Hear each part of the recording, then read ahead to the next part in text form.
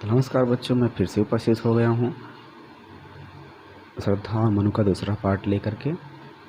ध्यान से सुनिए। अब आपको आगे का पद पढ़ाने जा रहा हूँ।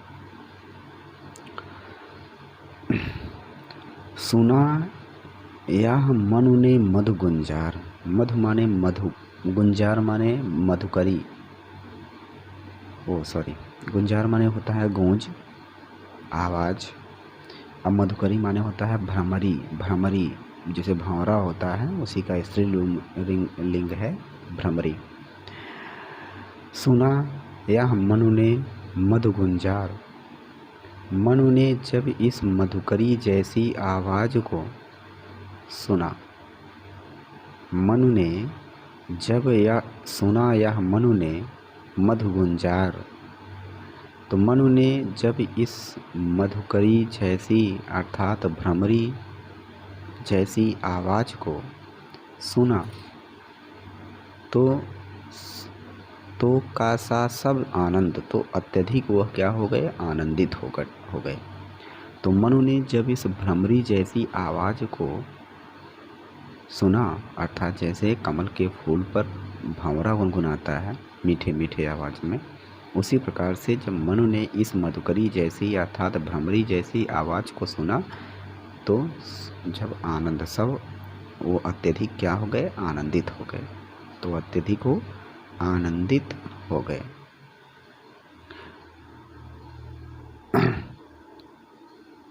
किए मुख नीचा कमल समान।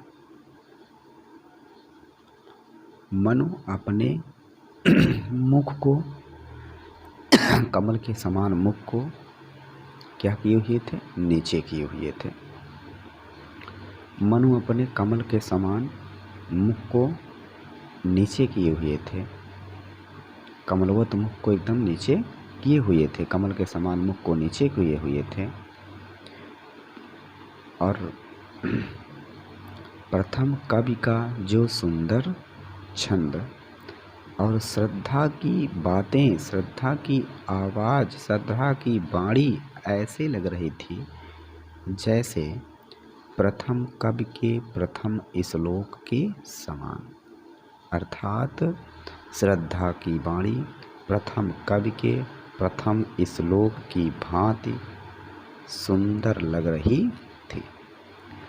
तो सुना यह मनु ने मधु गुंजार, मधुकरी सा जब आनंद। मनु ने भ्रमरी जैसी मधुर आवाज़ को, ध्वनि को जब सुना तो अत्यधिक सा आनंद, अत्यधिक आनंदित हो उठे और किए मुख नीचा कमल समान, और वे अपने कमल के समान मुख को नीचे किए हुए थे।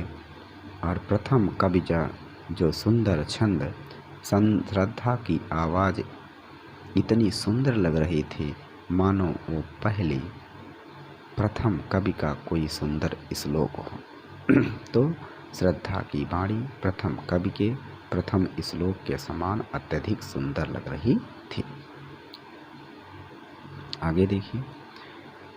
तो एक झटका सा लगा सहर्ष।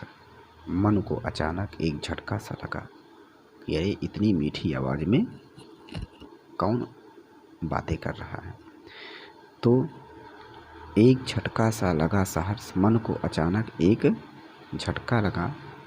निरखने लगे लुटे से कौन, और वो चारों तरफ ऐसे देखने लगे आश्चर्यचकित होकर के, लुटे से जैसे मानो किसी को, जैसे मानो कोई जा रहा हो राहगीर और किसी लुटेरे ने उसके संपूर्ण धन दौलत को क्या कर लिया हो, लूट लिया हो, और लुटे से और लुट गया हो, और वो डर के मारे भय के कारण इधर उधर देख रहा हो।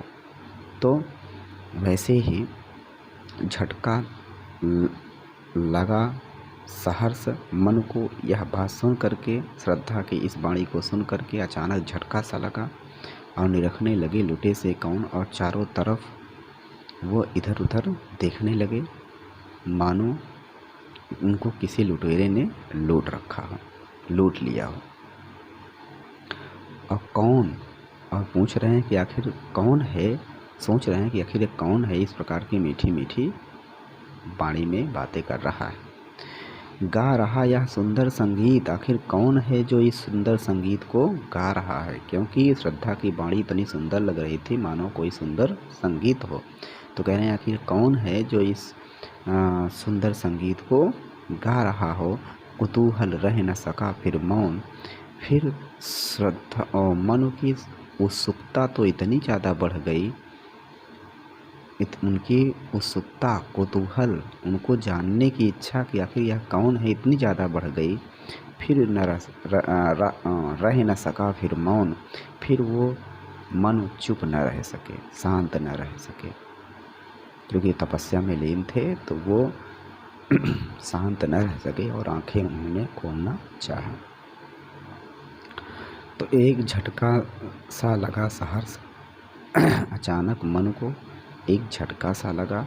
श्रद्धा की वाणी सुनकर के एक अचानक उनको झटका सा लगा।